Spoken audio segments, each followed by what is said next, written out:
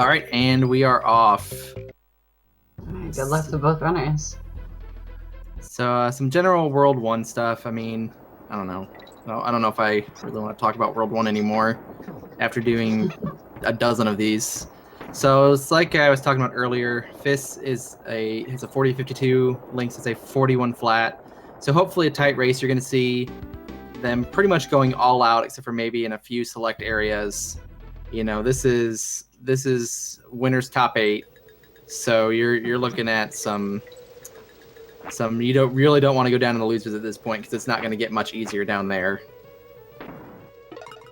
Right, there's still a lot of competition down in the losers bracket. Let's say you got Chris down there, you got Waffle down there, you got I think Reeves is still in it. Reeves or Eason is still in it. So there's nothing easy down there.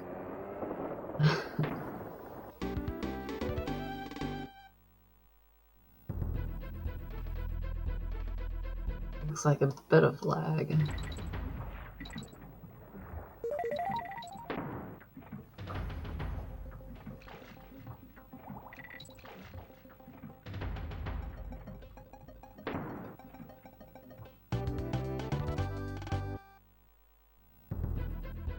Yeah, it's not too bad, but so keep in mind it's about a second difference. Okay, so Lynx does not get the Clash to do the wrong warp. Topsail's probably, I don't know if it's the most difficult. It's certainly up there as far as most difficult tricks, and it's such a minimal time save too. So typically it's one of the last ones you learn in the run, and it is usually not a nice one to fail because you lose quite a bit of time early on in the run because you obviously don't get the trick, and then you have to go through the warp as per normal. Now, fortunately, we have Crow, who's our first big source of RNG, and he could just even it up. Yeah. Crow can be quite a jerk.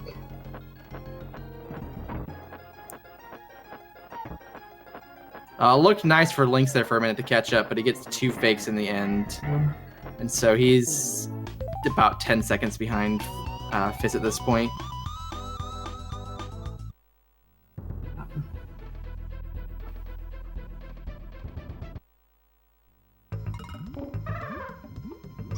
Yeah, both these runners are very, very good. But, you know, you never know. Anything can happen, really.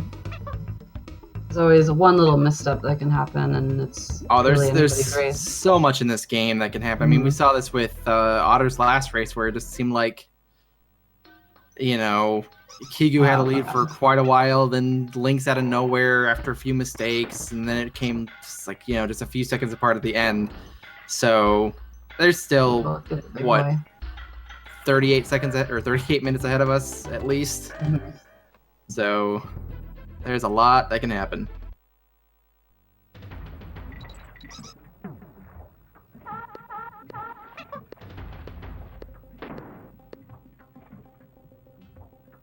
Yeah, fis and Chris were great, and they apparently also rhymes.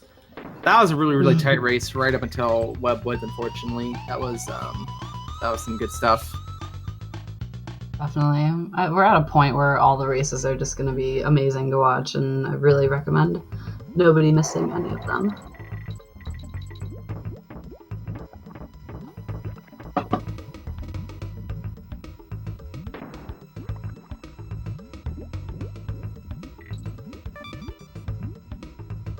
Alright, so we are approaching the end of World 2, which is nice. We'll get out of these warp barrel stages and get onto some more action-oriented gameplay. Fis heading on to Cleaver first. Cleaver not as bad on the RNG front as Crow. Really, the worst it gets is the position of the cannonballs can be kind of disadvantageous. So Fis kind of, you can just tell by where they are in relation to Cleaver. You're like that second cannonball, very close, very good. But those are only minor things. It's not going to affect you too much. So the important thing here is Lava Fly. It's a 4-second time save, but a death if you fail it. But Fis does it fine, gets across. All right, now it's Lynx's turn. All right, also gets across, so not bad. You see him kind of jump out and twirl there afterwards. You have to get Cleaver to come over and slash you or like kind of lunge at you. Otherwise, those hooks are never going to drop. So that's what they're doing there. Very nice World 2 from Fis.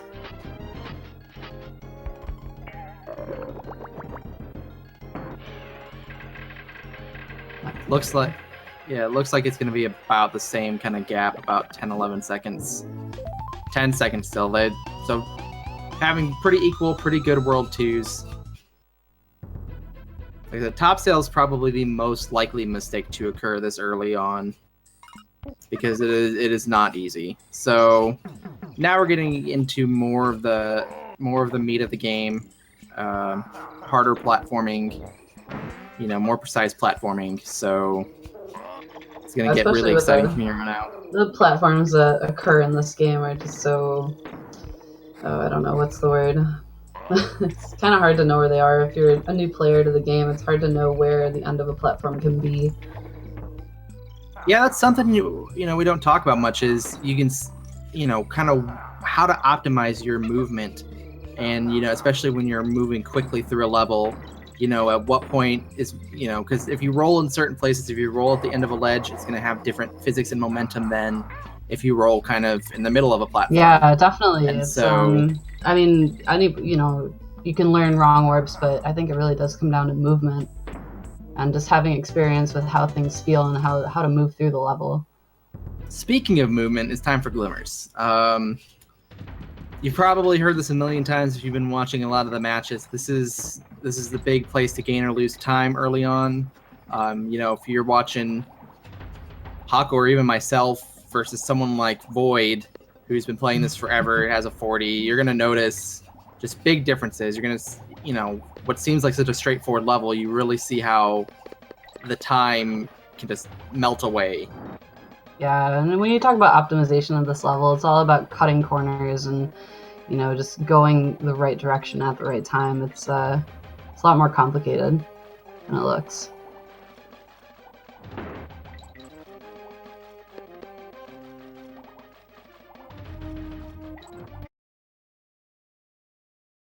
It looks like they're through, Links. okay?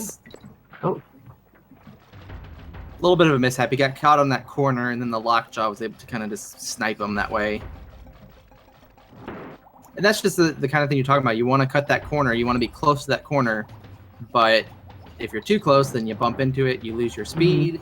And unfortunately, in that case, you get hit by a lockjaw. Shoutouts to Diddy Glimmers. Yeah, you never want to do Glimmers as Diddy.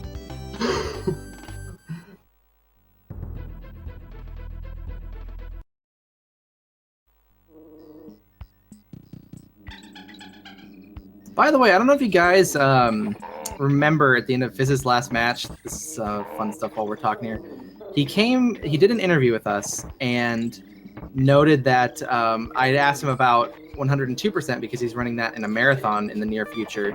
And he goes, I'm going to take 102 world record. I think he said by like the end of the year. The next day, he streamed and got the 102% world record. That's right. Shout outs to Fist for that. That was backed up his trash talk a little bit. That was incredible. Just going out and doing it.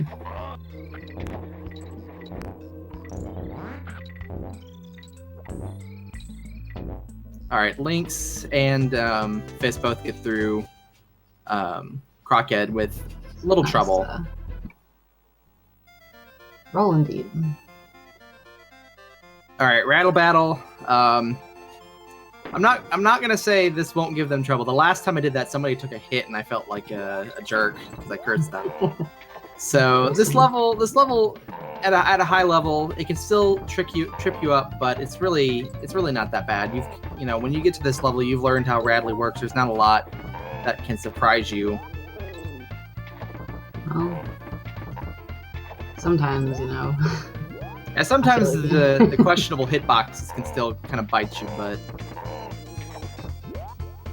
it's jokingly referred to as the RNG hitbox.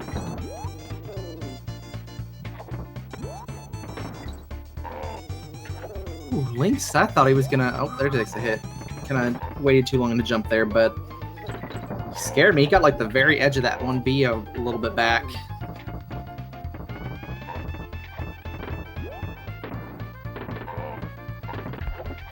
Maybe I'm crazy, but it feels like Lynx has made up some time. I mean, maybe not so much there because he had to get Dixie, but it felt like he was a little bit closer, like he had gained a couple of seconds on Fist there. I'm wondering if... I noticed... I'm sorry. No, you go ahead. I was just thinking like about the energy like being in a race brings, and I think there really is something to be said for. I mean, sure, people get nervous, but I think that, you know, I mean, even Otter, his last race, he actually got his 1 PB of 41:09 from his last race with Kiku, and I think there's something about like the energy. It just kind of makes you like want to just keep going, and like, I don't know, it kind of drives you. Yeah, certainly if you respond to kind of pressure well, being in a race situation can be really helpful.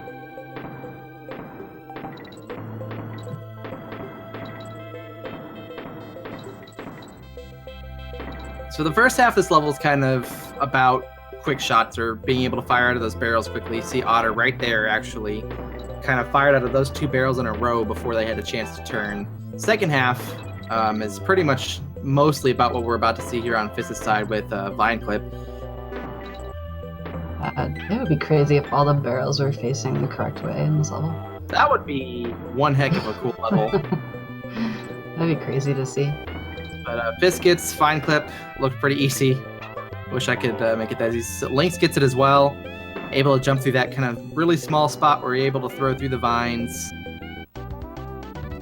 Very nice. I don't think either one of these guys typically watch their opponents. They don't have their opponents stream up, so they don't have really an idea of where they are. But I imagine they're going to be thinking they're pretty close, so I don't see him playing it safe on Cudgel here. Yeah, you see Fist going for kind of the optimal strats of the quick hits there.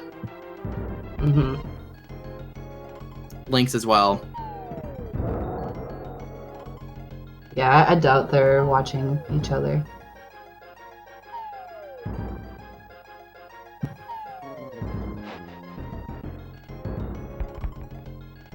Not too much to explain about Cudgel here. You dodge him, you kind of get yourself in that position, and then you wait for the camera to lock and move out of the way so you can hit him immediately. And don't fall asleep.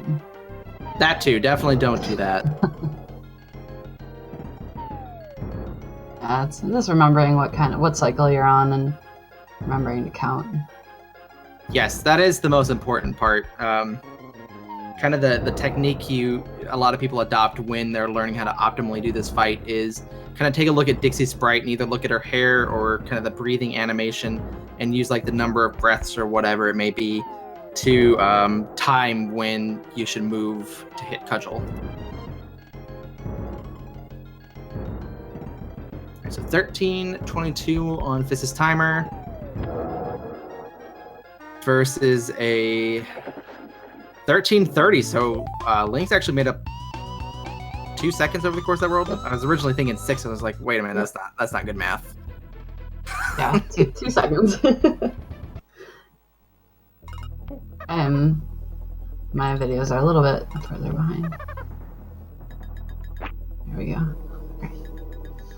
So Hornet Hole is one of my favorite levels. It's not a difficult level, but certain tech like the honey jumping can be really frustrating to get down and get effective. But overall, the honey jumping to do quickly is definitely something. What is Fist doing? Is Fist playing 102% right now? He's not doing scrolly scroll.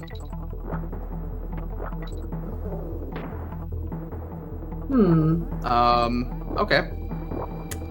That opens up a lot of room for Otter. I don't understand what he was doing because he didn't. It's not like he. I wonder if he realized what he was doing and then just kind of went with it. Yeah. I don't know either. Interesting. All right then. I doubt it must have been that because I doubt that he would have just done that consciously.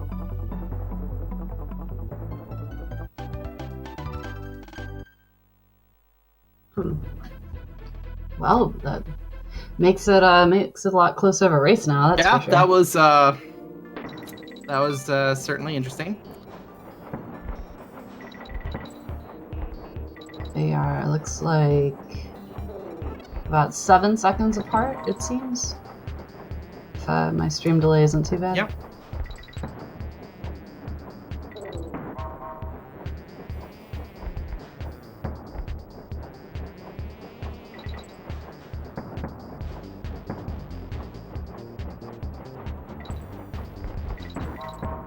All right, so here we are, Target Terror. I mean, it's an auto scroller. There's a few small things you get to do, like flitter skips, like Fist just did there. Just small little things to help optimize this level and make your suffering last a little less time. Yeah, it's like frames, I think, right? That saves. Yeah, it's nothing significant. Mm-hmm. I don't think we'll see swag balloon from either of these guys. They always surprise me though. I'm like, I don't know, with their times this close together, and then somebody always does. Somebody always just decides they want to show off.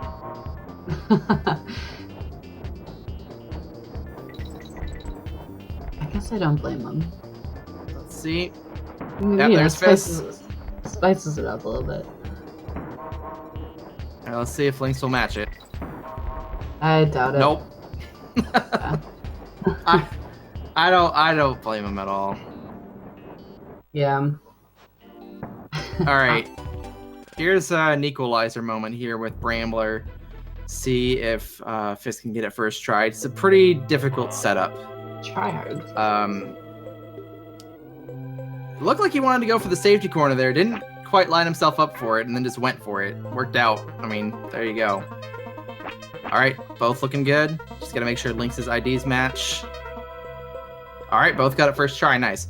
So what makes that setup difficult, other than the obvious things like climbing up the rope fast, getting the invincibility barrel, is that most clashes you're working against two kind of tangible, easy to distinguish objects like two beetles. A clobber in a chest or a clobber in a barrel or whatever it may be. That clash, you're looking for a specific spot on the wall, basically. So it can be tough to get that timing down. But, both of these guys are pros. It's like I said, 41-minute flat or lower. That's where they're at. So they've had plenty of experience with the Brambler. They remember Brambler. All right, this is Rookie to Race. My hope is that there's nothing too adventurous here. Yeah, Fist looks fine. He's just got a few more gaps to get over. So it's pretty straightforward. Yeah, I mean, once you have the stage down, there's not a lot it can do to you. Number 2 guy can be tricky at first before you kind of, make sure you've memorized the idea of jumping up or jumping down the slopes in this case. Well, I think the main thing is really not reading chat. That too. This is an auto-scroller, but it is a really, really fast one, so you can't take your eyes off the screen. Right. Coming into Mudhole. I feel like if Oh, you good? No, I always like seeing the different ways people handle Mudhole with like the eagle pit, so to say. Yeah, I was about to say. Yeah, everyone does it a little bit differently. If Crackhead's kind of where the game steps up from kind of moderate difficulty to difficult, this is kind of where it steps up even further. I forget who said it, but someone earlier doing commentary said it best in that this stage has almost everything. It has, some tight rolling, tight platforming. You're basically toying with the death plane there each time you roll under the marsh. Yeah, there's a climbing, there's a wrong warp, there's pretty much a little bit of everything in this game, in this level.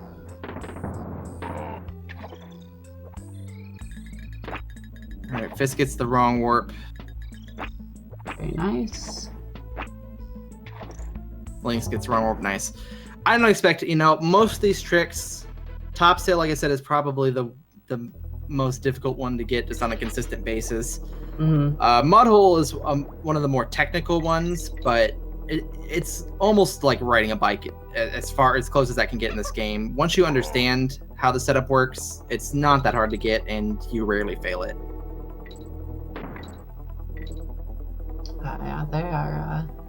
They're a little neck and neck right now.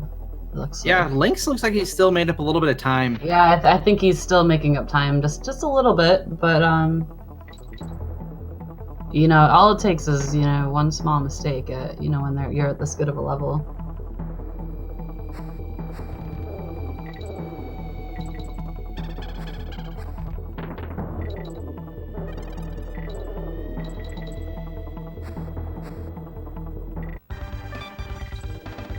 Ramby part is pretty straightforward. There's a little trick there at the end that Fist just got there.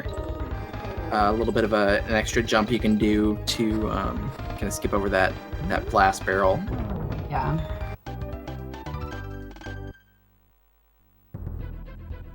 All right, this is King's Sting. The boss, another boss that you just don't fall asleep during.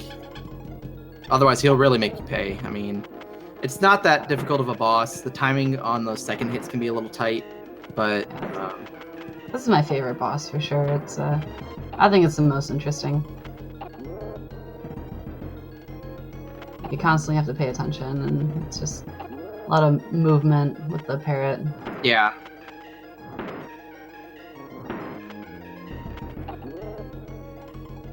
All right, good fight from Fist. Looks like Lynx messed up one of the shots just there. Nothing too major though, because he got him on the next turn. Uh-oh. Missed a bee though. Uh-oh. He's too slow. The bees are gonna respawn. Okay. Close. Yeah. Don't sleep on the king. That's what they say. That was a little more adventurous than it needed to be, but he gets through it. Still close behind. That gap moved up to about 20 seconds now for Fist.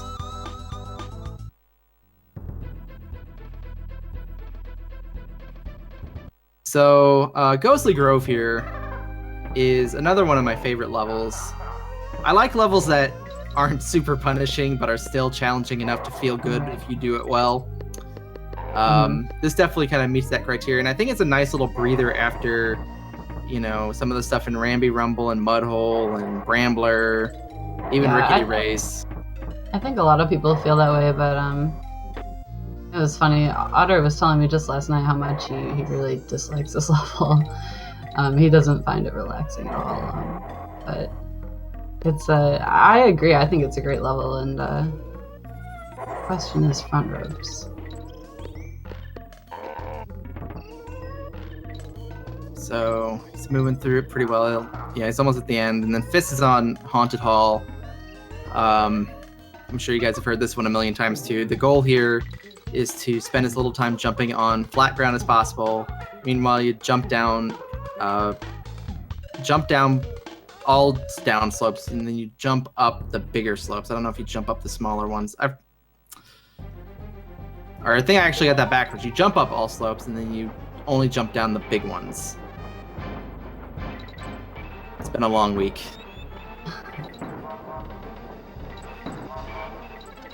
Here, there's a little the hills in this level are kind of something changed, right? It's not as fast to jump up the smaller hills, right? I don't think you gain as much time from it now. I'm sure it's kind of negligible. Yeah, for the small slopes, definitely. This is just one. It's another one of those levels where it's not like Glimmers where it's as much time, but you can definitely see some time gains from doing this stage kind of optimally versus just kind of letting it ride.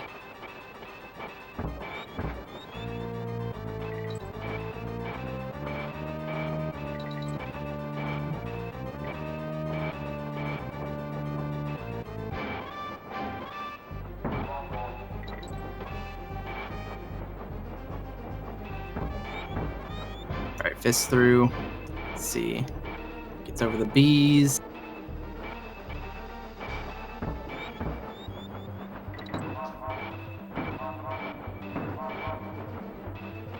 I'm a little bit behind your stream, it seems.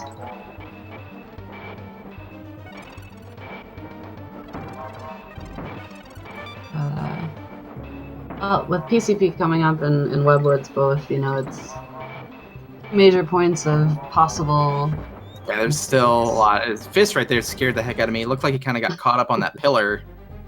So I got a little afraid there.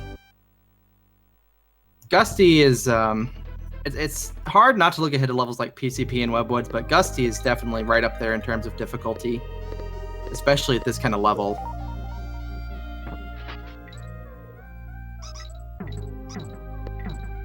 All right, so it's team throwing into that barrel there to set up a goal swap at the end of the level.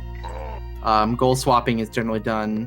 If your partner is kind of set as aerial, even if they're not necessarily in the air at that moment, when you hit that goal, the game kind of thinks at least that your partner's coming down and landing on it, and it lets you do that swap, which is super convenient because you want Dixie for this level. Yeah, and that can depend too on how fast you move through the level, right? Where the goal spawns. Yes. So you don't always get the goal swap, but that's the idea. Oop, Fizz gets the parrot. Shout outs to Christmas. Shoutouts. That's like the one shout out I always have to do if it happens. I love shoutouts. Chris and I had a good laugh. I think we were doing some commentary the other day, and afterwards I was giving her a good laugh. She got midpoint parrot in her last match. But Fist gets through that really cleanly. Only the one damage boost needed at the end. Oh, Lynx also grabs midpoint parrot. All right, it's a party. Oh my goodness. Very nice. All right, Fist getting through the first part of Webwoods pretty easily. Yeah. That part's not so difficult compared to the rest of the level. He is making his way.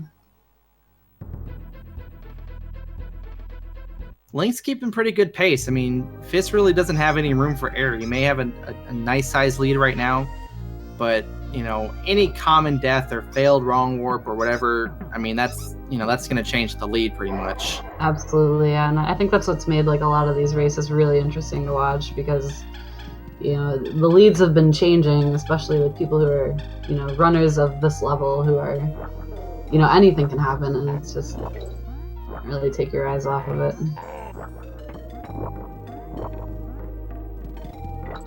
Good for Fist so far. Link's still not far behind. He's hitting the midpoint.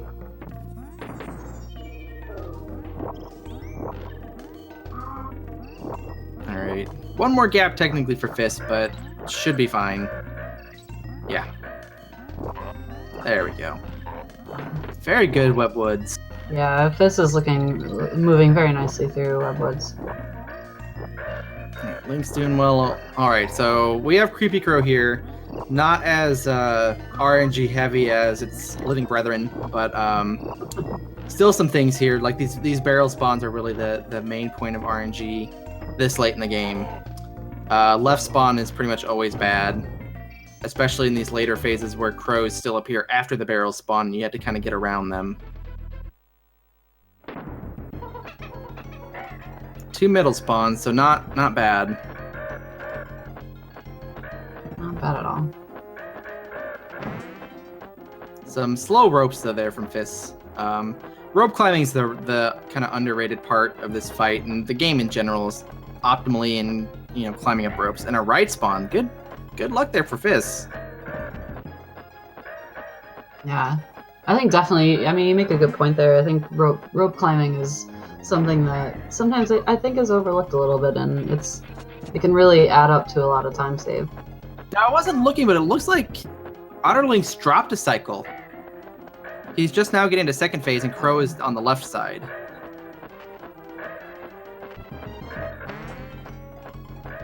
And then he loses Diddy. This is very dangerous territory here. I cannot confirm. I cannot confirm I'm having issues with my streams. Oh, now this is going to get super sketchy because Crow is right. Yeah, he's going to play it safe and stand in the middle. Uh-oh. Okay. Oh, and he gets a right spot. This game is not doing him any favors. All right. So that's just another unfortunate small mistake for OtterLinks that cost him time. Yeah. I'm sure he's not happy about that.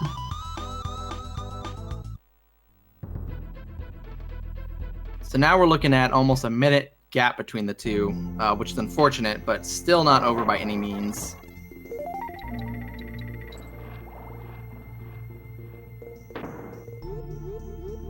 I think we've seen a lot of trouble in Crow 2 this tournament.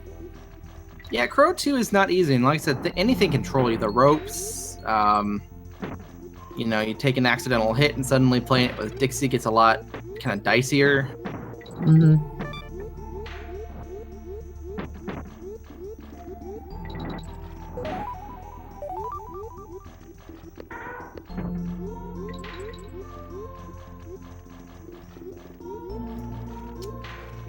All right, I guess to recap here, Arctic, the fish sucks in this game. That's really all you need to know about this level. Windy Well, it's a level of mostly small optimizations with two kind of bigger tricks. First one here is this little damage boost that saves a good amount of time.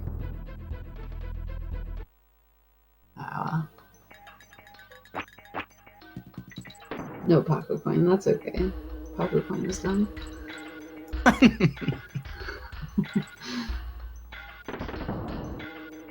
And then the second kind of bigger trick here is ghetto bees, trying to get under 2 sets of bees at once, or I guess 2 bees.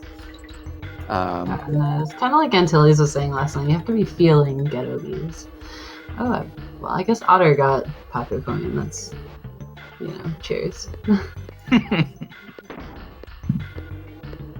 But, yeah, so yeah, ghetto bees, you really gotta be feeling it. It's, you know, if you don't have a good setup for it, or you're not feeling like you're gonna make it, you might as well be safe. Absolutely. All right, and Fist gets out, and the good thing about succeeding at Ghetto Bees means you have both Kongs at the end of the level, which means you don't have to go back into Arctic for a Kong. Castle Crush, you need this DK barrel. It's the only one you get before the goal summon. So it's very important to have both Kongs or lose, I don't know, like 10 to 15 seconds.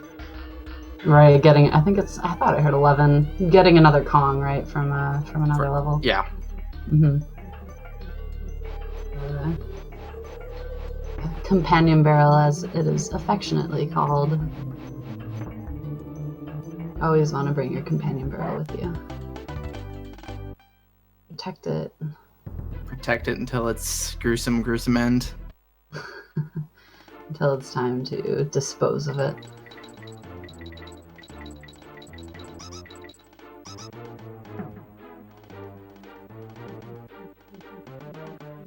Which one of those won for JJ? We've had quite a few that have come down to about a cycle or a cycle and a half at K Rule. Yeah, there's a lot of notable races. Alright, coming up on the Clash here. Alright, looks good. Take the damage, and bam. There you go. Textbook. That's pretty much if you're looking to learn this game, I think the first major trick you should learn is doing that goal summon. It is pretty easy. It's more difficult to protect the barrel the whole way than it is to get that clash. I can attest to that. Yeah, I can attest to that. This was the first trick I learned. I mean, you skip, I don't know, 2.5 minutes of Castle Crush. It's a very long level if you don't get that trick. So, even if you wanted to go into it almost blind, I still would say just learn that trick and then go. Exactly. I agree. Alright, so Clappers is pretty easy. Fist just got the nice little tech there in the level of throwing Dixie at the barrel. Yes, throw your girlfriend and then kind of slide through all these bees and crush at the end. We got the Chipoloniaki. But, sorry. Not gentleman strats. Not at all. Gotta throw your girlfriend.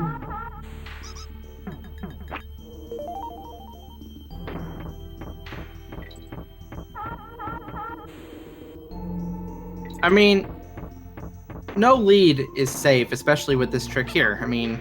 Oh my goodness. CLC is probably one of the last major gateways, I would say. Fitz gets it first try. That actually looked a little questionable, so I was a little worried, but gets it. Doesn't have any trouble. Moving out of Toxic. So that was probably the last like common point where you might see someone get walled. Toxic is by no means easy, but Fizz is in control at this point. It would pretty much take a death at this point. No, you're not gonna. There's no more wrong warps or things like that.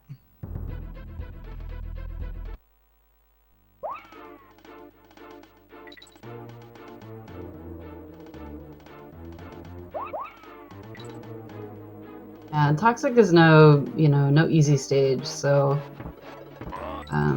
pretty much right until the end of this race. I mean, anything can happen. So yeah, because Screech isn't free. I mean, we've seen really good racers mess up on K. Rool. Fist opting to not take the damage boost there, but didn't take the kind of safety path. I don't know. I've never seen that, so I don't know, if that's a time loss versus taking the safety path or not. But another little strange safety there from Fist. Yeah, it makes me wonder. Maybe he is watching Otter's stream then. I'm not sure. All right, Otter also gets CLC, so he's on to Toxic.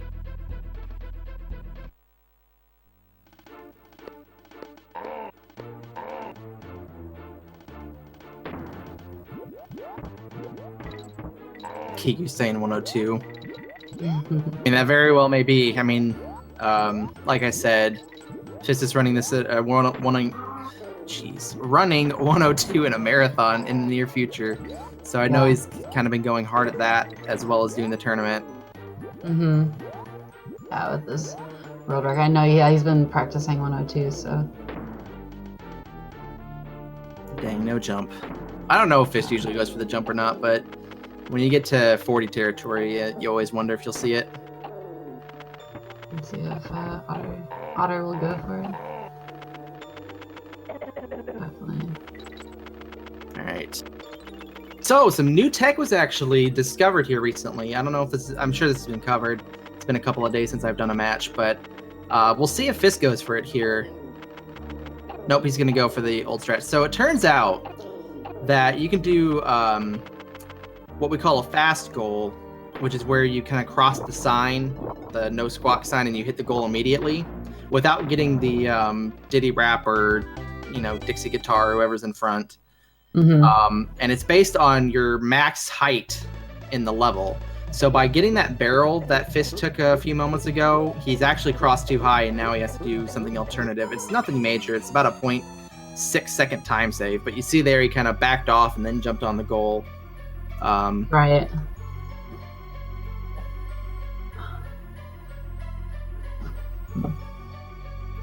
So it's heading into the final boss.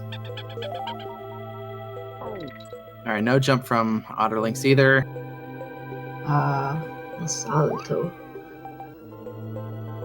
But, yeah, K. Rool, obviously not free. We've seen, quite a few good runners even stumble on K. Rool a little bit. Oh, what happened? I don't know. He rolled right into the vine. It's unfortunate. I mean, unfortunately, those things happen. He tried jumping too late. Yeah. That's too bad.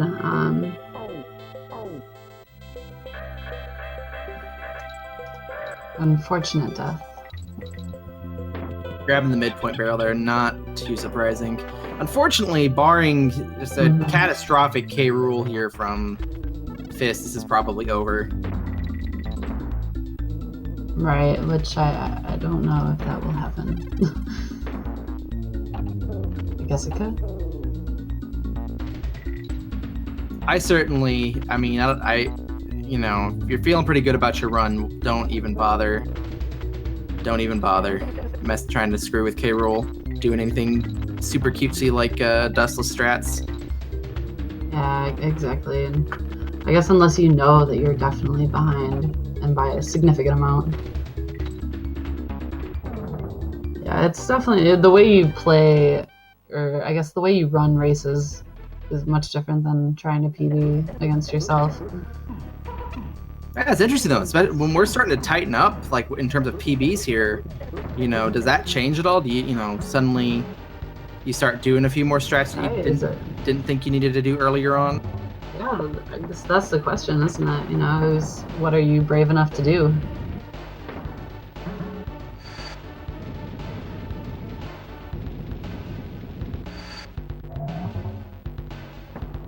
All right, now the only remaining question I have is, will OtterLinks go for Blue Diddy?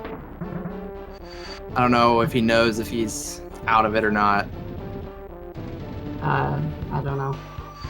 But Yeah, so. takes the red Diddy there for Fis. Red Diddy for the fans. Yeah.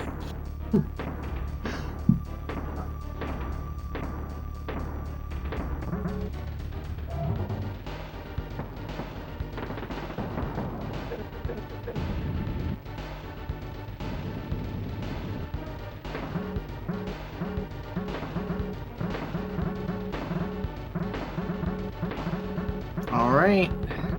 Just a little bit more for Fist here. There's the cannonball. Mm-hmm. Yep.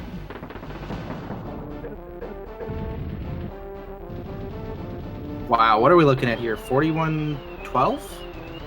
Almost. I was close. 41. Around there, yep. 41-11. What a great run for Fist. I mean, what is that? That was a really great 17 run. seconds off of his That was PB or 19. Talk about consistency right there. That's pretty impressive. I mean, that's very impressive. A great run by him.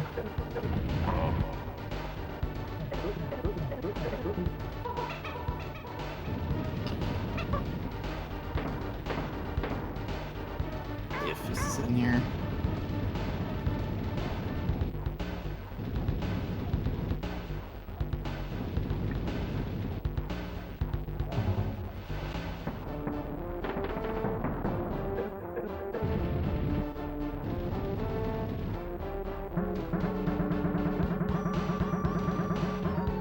We'll see if this comes in.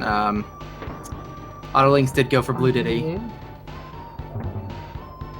Yeah. He might know. Not sure. Blue Diddy of shame. Yep. It's for the fans. Oh, and then he gets purpled. For people like you. Oh.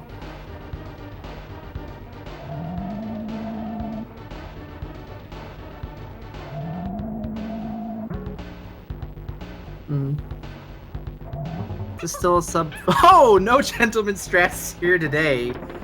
Unbelievable. Never for him. It is unbelievable. You have said it.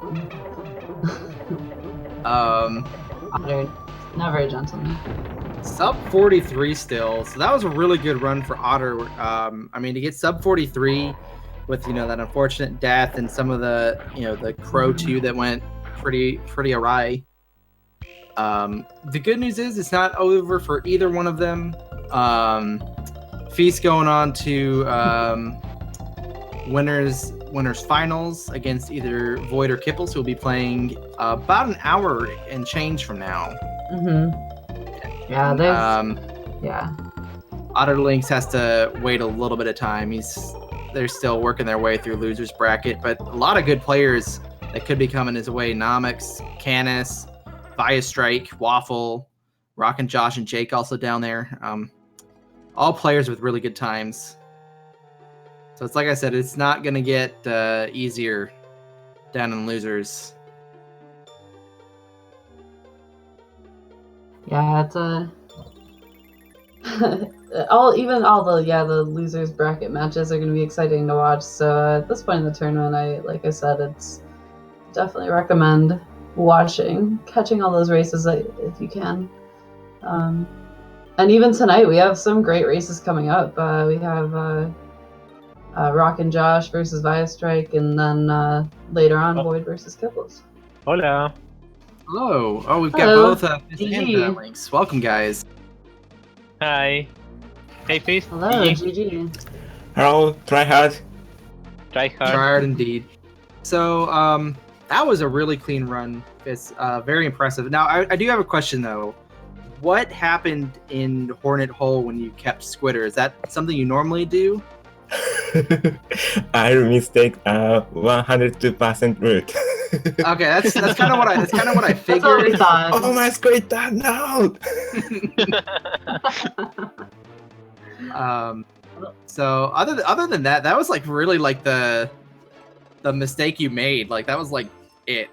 You had a really Yeah, clean big run. mistake, Yeah, thank you. Welcome. Links, you had a really good run that had just like two really unfortunate spots. The crow and then the Screech's death. So Oh, you also yeah. did a great job. Yeah, I am pretty satisfied with that one. It's not a really good run by any means, but still it was deathless and I did better than I have done in other races. So I'm pretty satisfied with this. I knew how behind I was, so I didn't take it very seriously. Mm. Well, that's always good. I mean, having fun with it is the other big part. Yeah, that's the thing. I like stop being nervous. In World 4 or 5, and in World 5, did you see that? Did you see what I did in World 5 in Ghostly? No, I missed that. What happened? I 2-1 jumped in the goal and then I activated it and I wrapped. I mean, I wanted to blink. I wanted to blink to get the goal, and I always press B. So I jump if I don't get it. And I hit the frame and I jumped so high that I activated the goal and I ended up rubbing in Ghostly Grove. So that was hilarious. I am so sad that no one saw that. It was sick. I laughed so hard.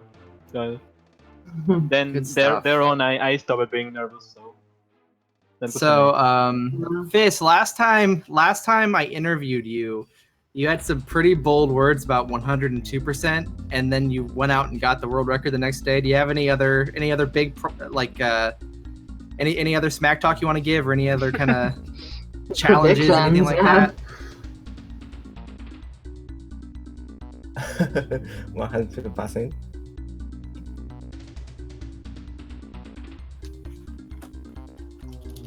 Sorry, I can't understand. No, sorry. don't worry. So, your last race, I interviewed you and I asked you about 102%, and you said that you were going to beat Void's world record. Yeah. And then the very next day you did. Do you have anything else for us? Anything? Any other bold statements you want to make? Yes, beat Void is very easy game. Ooh. Wow, some smack talk.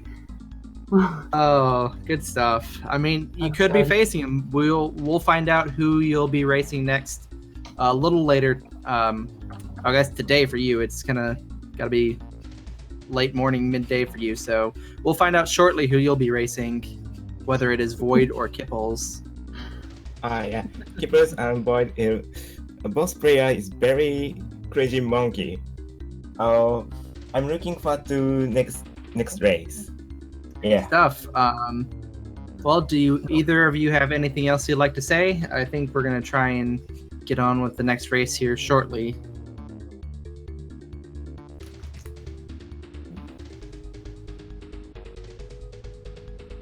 All right. Well, thank you. I wrote next race.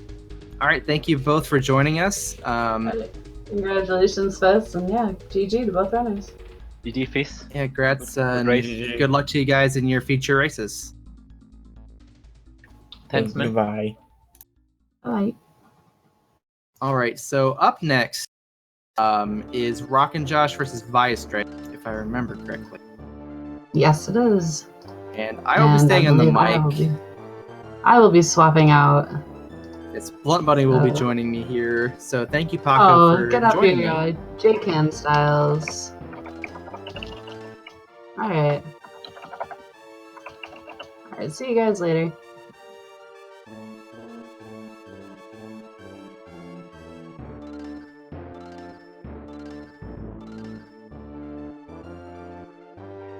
Hi.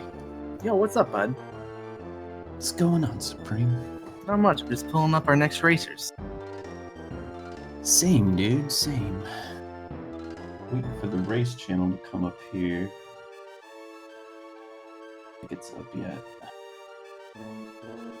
I guess we could talk about the two racers if you want. Why don't you? I'm gonna go run and grab a glass of water. All right. I'll let you handle that. Okay. Well, we got Rockin' Josh and Via Strike. Rockin' Josh has high 42, let's say 42.47, which he's definitely been putting in a lot of work for, so I expect him to play really well in this race. And we got Via here, who's got a 41.25, who's really pushing for the 40 now. I expect him to play very good as well. So I guess if either of them make major mistakes,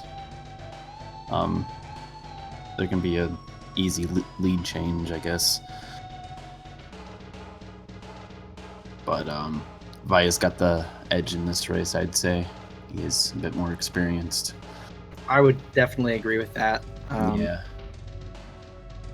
But I wouldn't put Josh out either because he had a phenomenal race against me, minus the K-roll death that he took.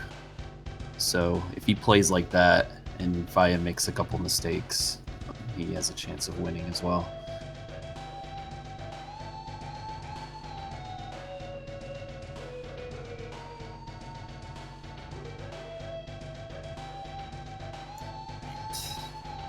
Race channel.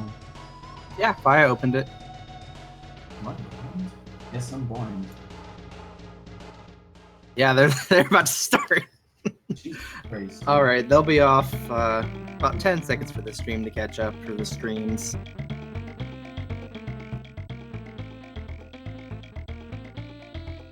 Oh, nice JK style.